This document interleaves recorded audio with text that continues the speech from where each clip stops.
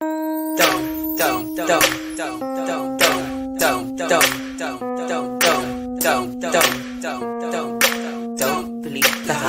believe the hype show. Every Thursday, fortnightly. For news, views, reviews, and more. Join host Barry Kelso and guests from 6:30 p.m. Thursdays, fortnightly. Don't believe the hype show.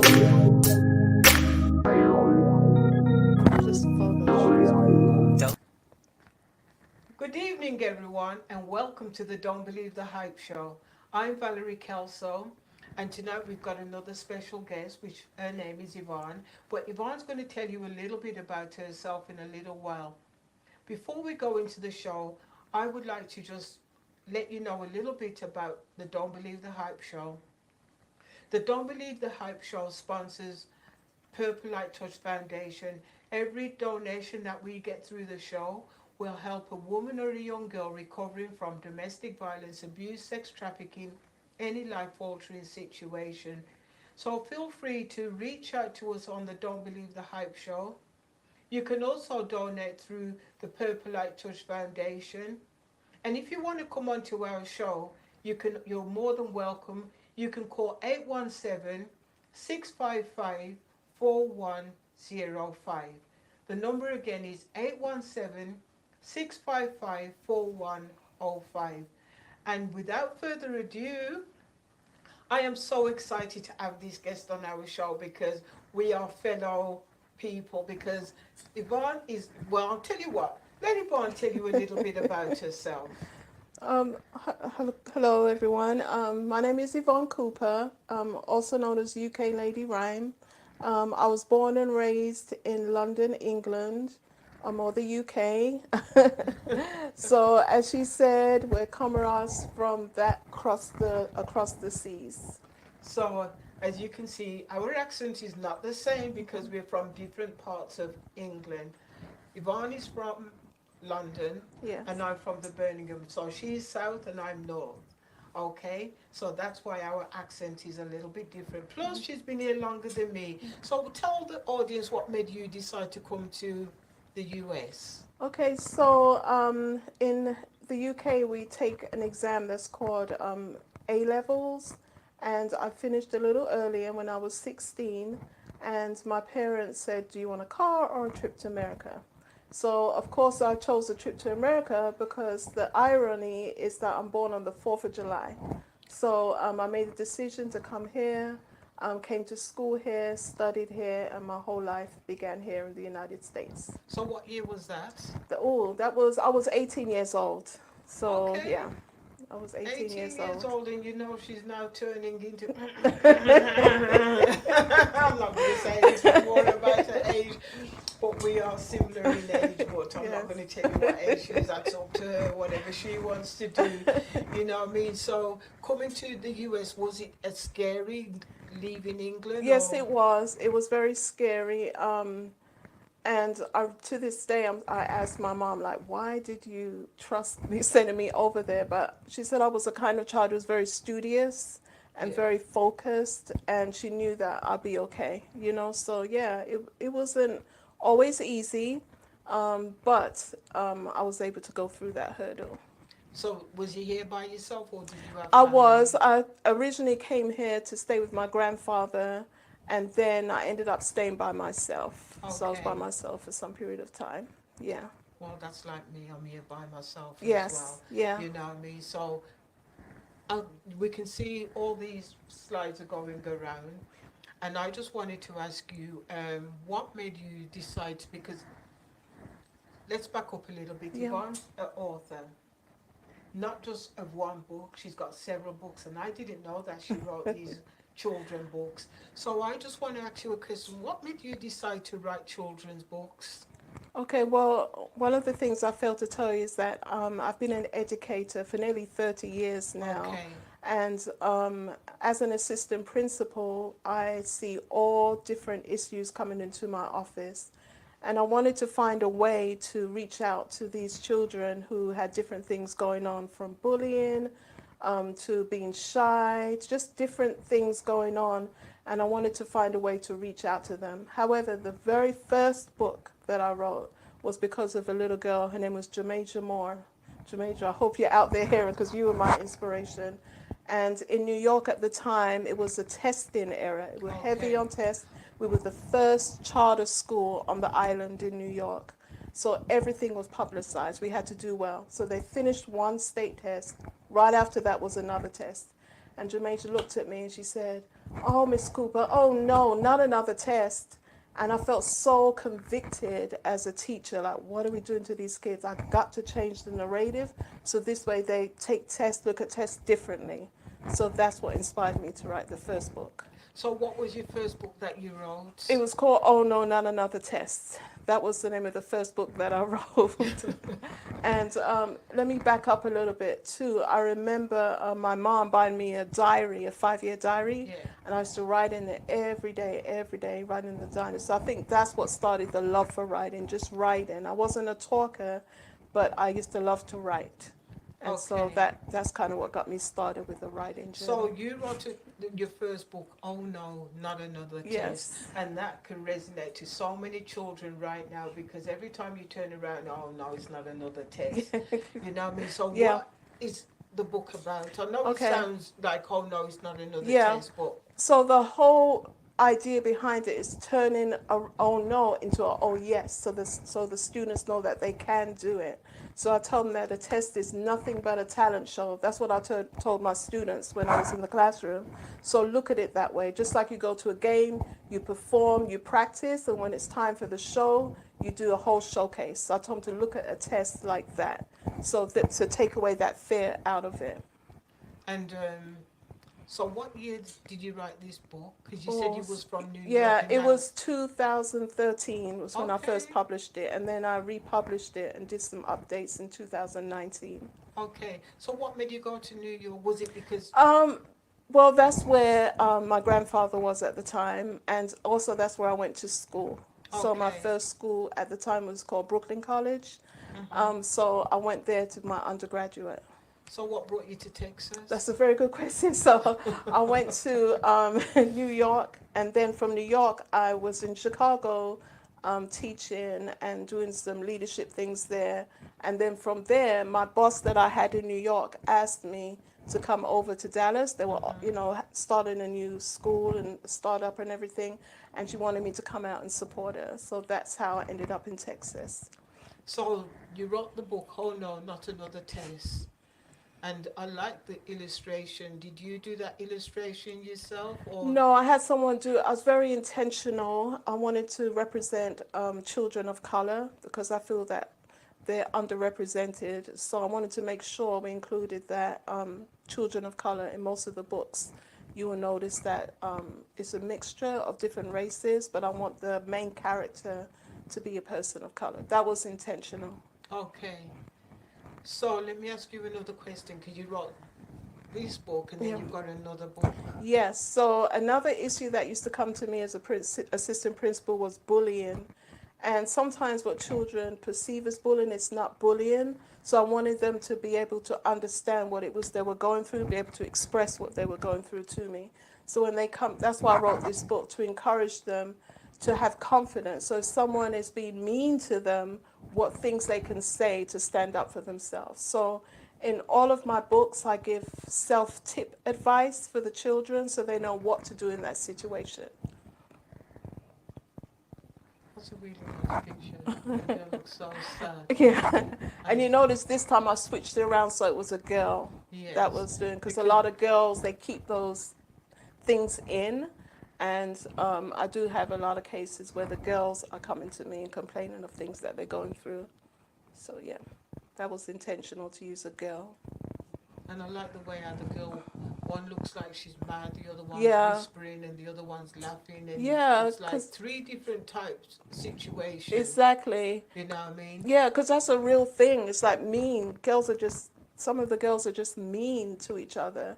And some children can get over it, but some of them really, really can't. They don't know how to handle that. So I think it was important for children to see themselves in the story and say, oh, that's me. Okay, this is what I can do in that situation. And you know the funny, what I like, not funny thing, what I like about the book is that you've showed women, you've showed girls, because people think that bullying is only boys that do Yes. bullying, Yes. and a lot of the times we That's can be right. so rotten to each That's other. right. You know That's what I'm right. saying? That's right. Our clothes, That's the right. makeup, Yeah. whatever else is going on, and Yeah. then if you this boy likes you, and Mhm.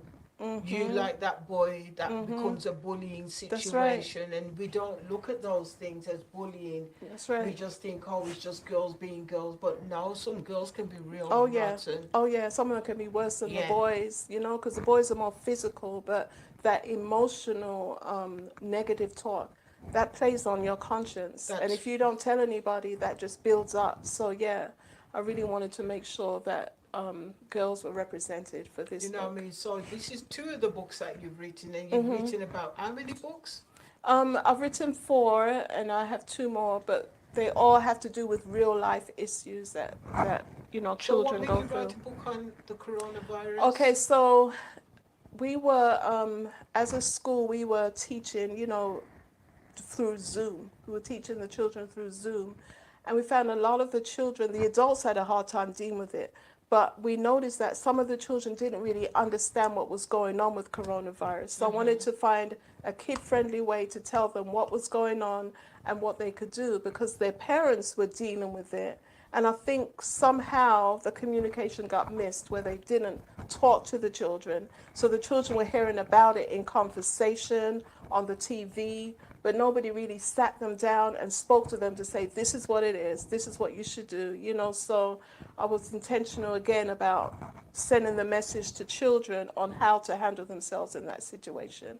And a lot of times they were by themselves because the parents were either on their computer, they're doing their homework on the computer, and there was no communication. So that was the purpose of that Did you coronavirus book. find out that through the virus that a lot of children ended up with more mental issues? Oh, absolutely, absolutely. Because a lot of them, they didn't have anyone to talk to. They didn't wasn't talking to anybody. I think that's the biggest thing. And in fact, when they returned back to school, it was our job as educators to get them back into the environment, get them acclimated to talk to each other. We had to get them back acclimated to do that. But yeah, they were definitely going through, and especially if they're observing from the side the stress that their parents are going through. Just think about it from a child's perspective, what that could look like. That's They see their right. parents stressed out, but how do they interpret that? So that was the purpose behind that book. Again, giving them tips on what to do in that situation. And that is good because it's not just the mental side of things that children had to deal with. And I'm going to touch on this a little bit. Did you also find that a lot of children were um, were being abused Oh yes, so in that period of yes, time? because as you know, as educators, we're all mandated reporters. Yeah.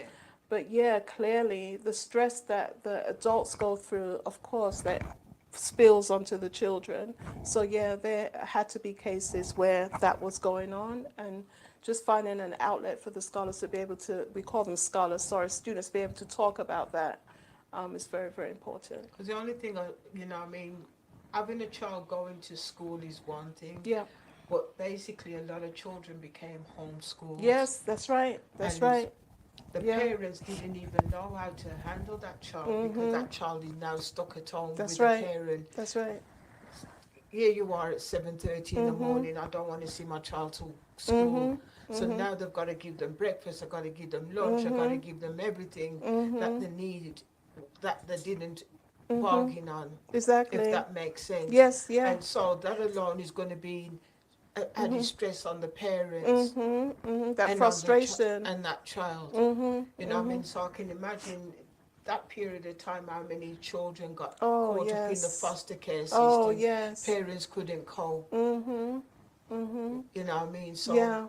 the virus, I don't even want to call it the coronavirus, but the virus was had a knock-on effect on not just Yeah. mentally, physically, emotionally. It caused a lot of harm. Oh, absolutely. more than- Tripling effect. Yes. Yeah, it definitely did. So are you still seeing some of that now? Yeah, because as far as I think we're just on the verge of getting kids caught up and in the mindset of learning, because you're right, it was a lot of emotional kind of breakdown and coming back to that, remember that transition from being home and now coming back to a classroom. And remember, it wasn't normal. Everybody had masks, we had spacing between each other. That was all different.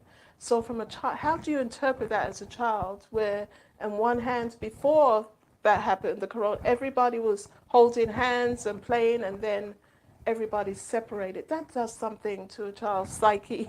It has to do something to their psyche, and so they have to be able to talk about it. One of the things we really implemented in Strong's was social emotional learning. So we had specific times in the morning, we call it morning meeting, where we gave lessons on social emotional learning. We intensified that. We had what's called calm down areas in every classroom, because we had saw a lot more outbursts than ever before.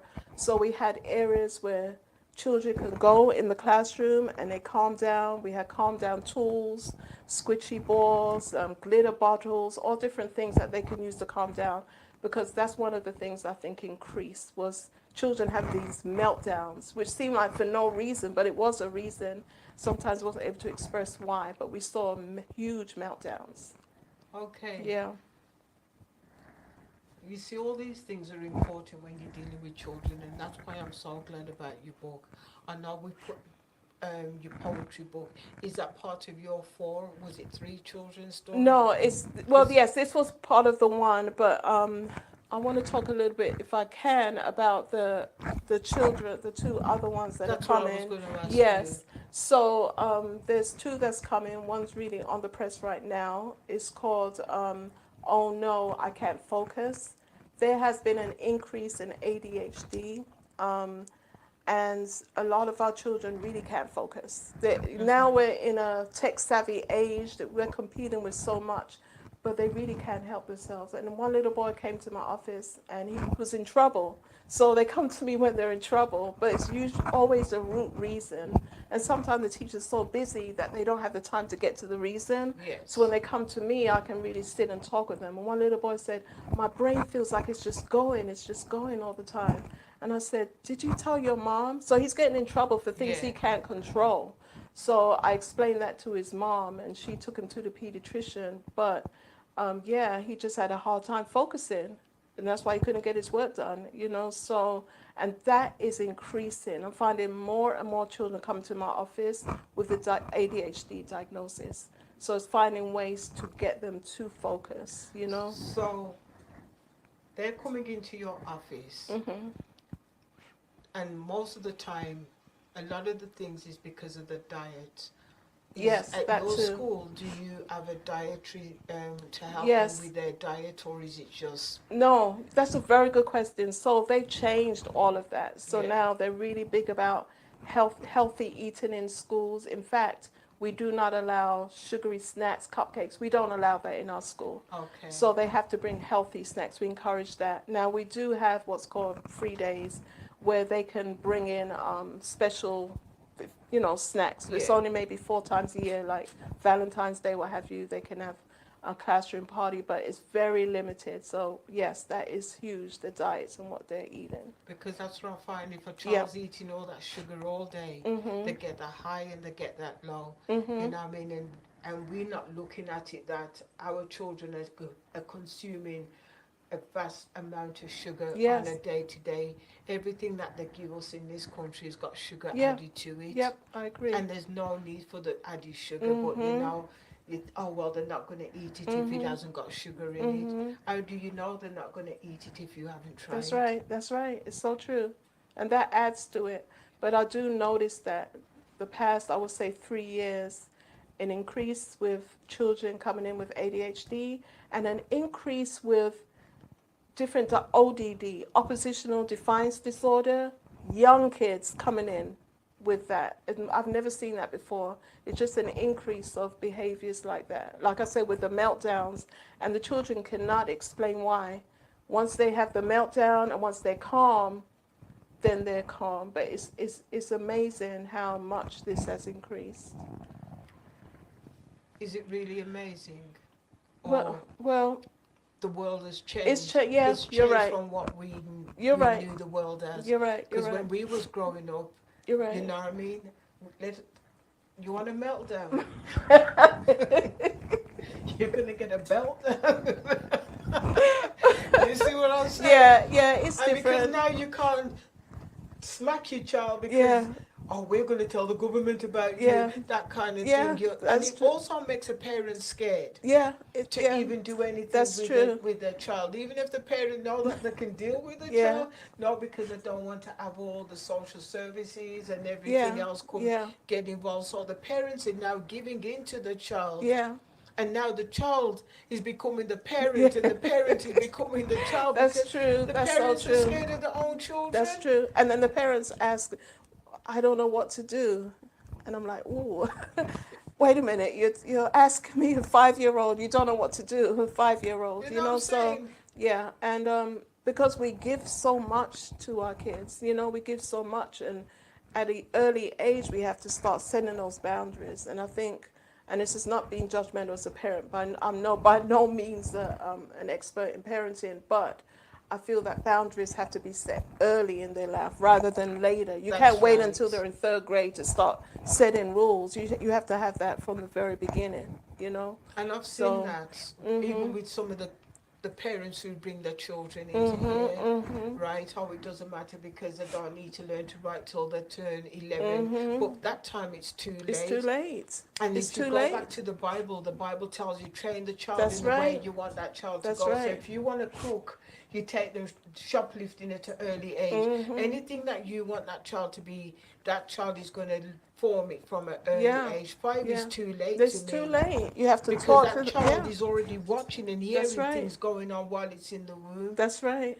and hearing all the cussing and all the things that That's you right. do as parents. That's right. And so to me, I think that's why Proverbs 31, I don't know if you know Yes. that, where the Yeah. woman's got the baby in a womb and she Before the. says, Mhm. before the Proverbs That's. 31, Yeah. and the women, everybody knows, oh yeah, rubies and all the Yeah. rest of it. But Yeah. what about the mother that had that baby in the womb and she That's right. says, Lamuel, please don't put your hands on women. Mhm. Do not take strong drink. She's Mhm. already grooming that That's baby right. while the baby was in the womb. That Yeah. she wanted a godly man for Mhm.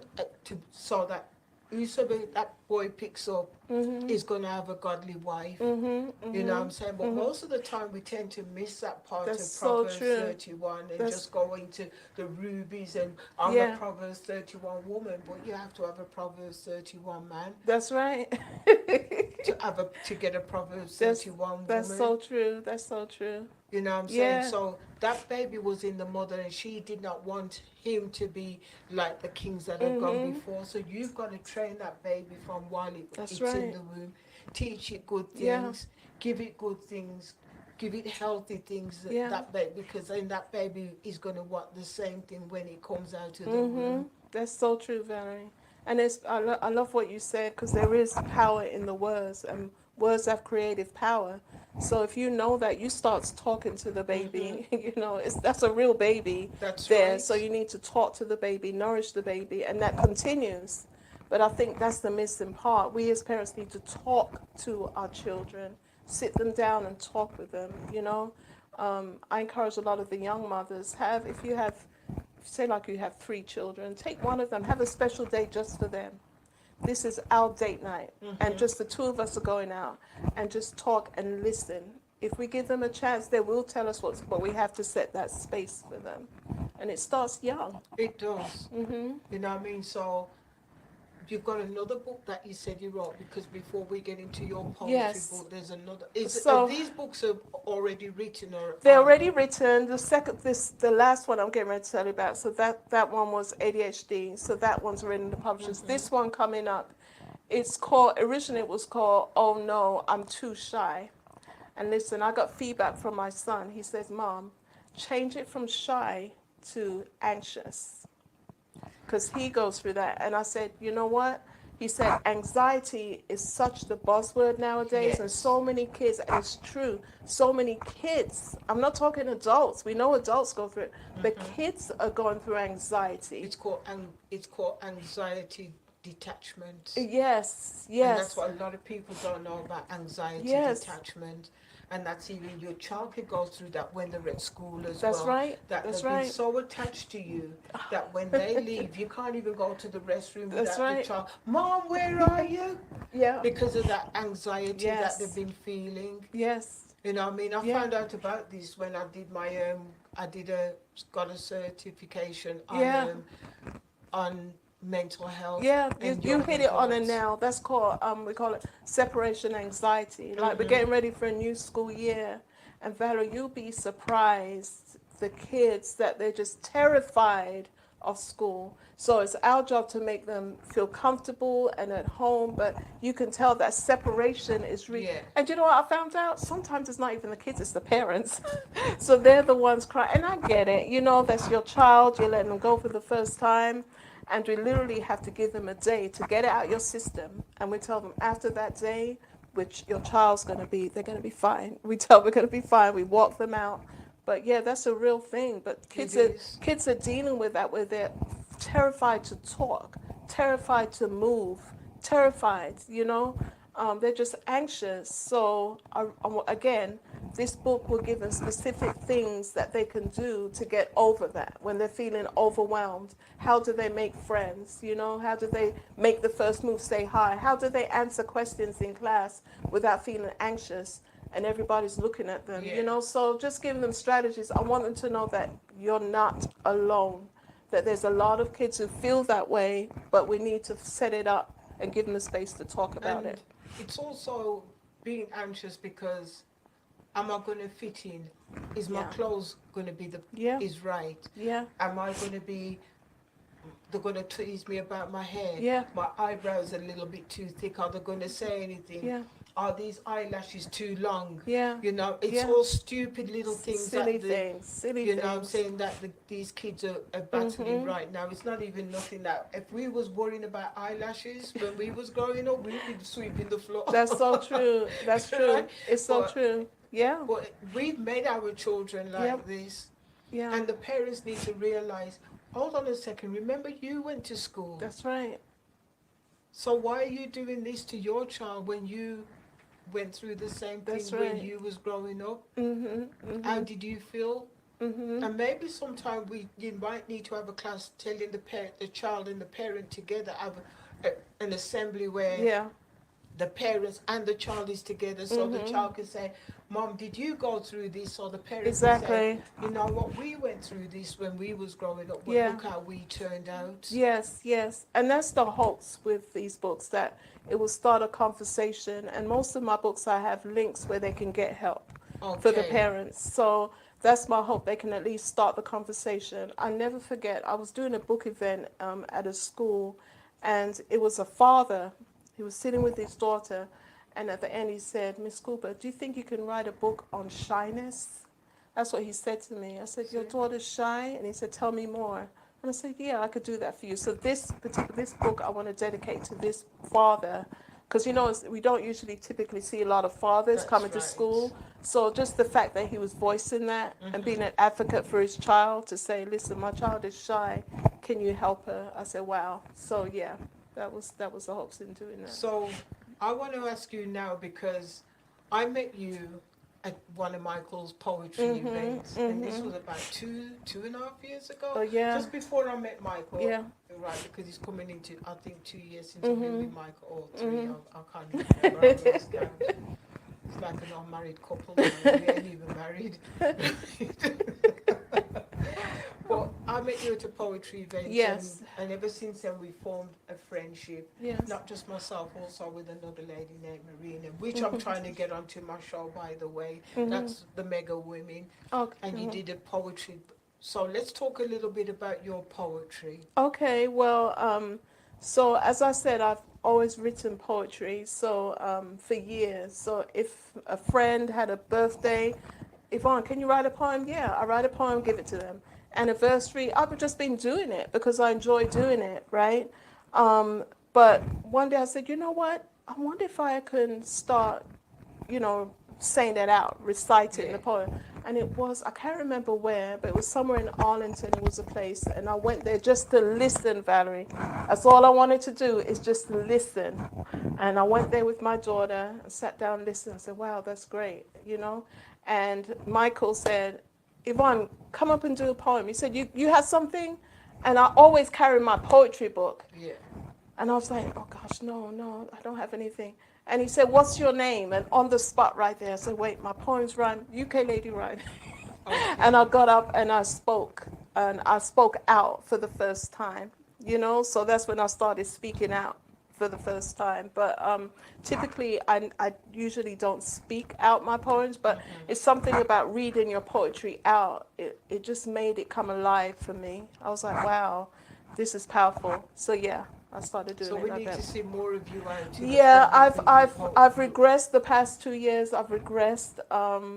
Yeah, I've regressed because it does take confidence and everything like that. So yeah, I'm People gonna get don't back out realize there. that doing poetry takes confidence to stand up and talk, Yes, especially when you're not a talker. exactly. And I'm not really a talker, so I know it seems like I am, but to be honest with you, I'm not. Uh-huh. So having to go up there and stand up and do a poetry, I have to make a stupid joke at the beginning because I know that's me. You Yeah. know what I'm saying? Yeah. I'm more a joker, and I just can't help it.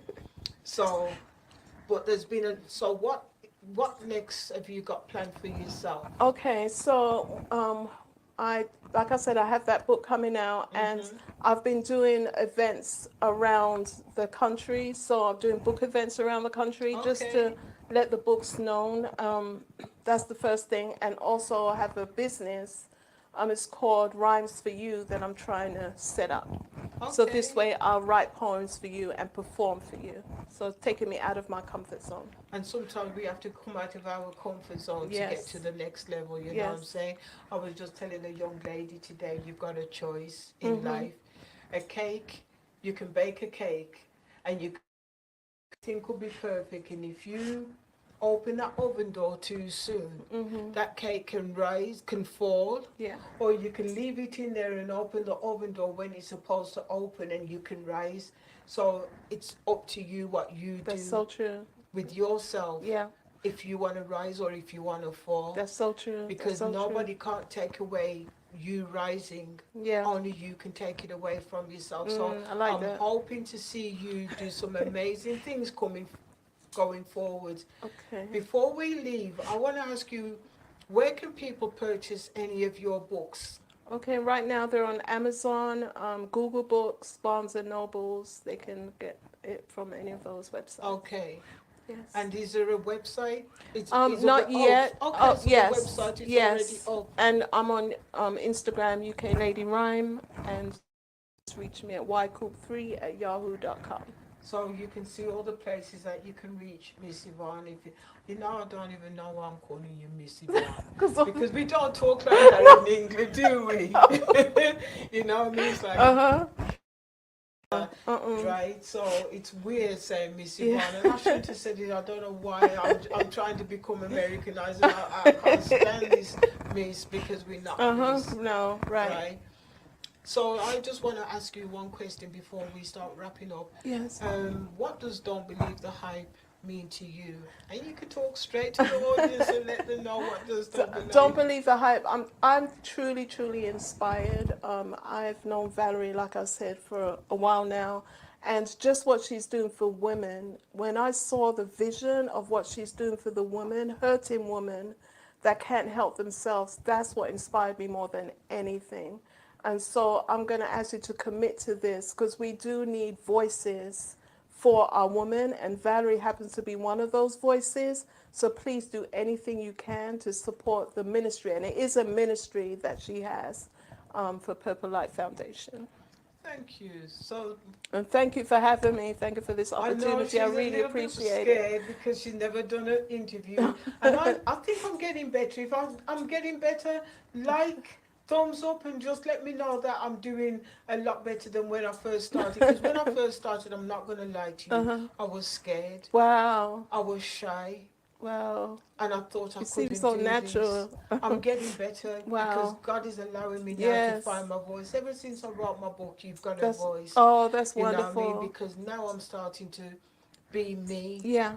And it's taken some time for me to be me. So I would like to tell you thank you for coming on to our Thank you show for having me. I tonight. appreciate And you I so hope much. that somebody out there will buy your books and be inspired by the things that we've talked about today.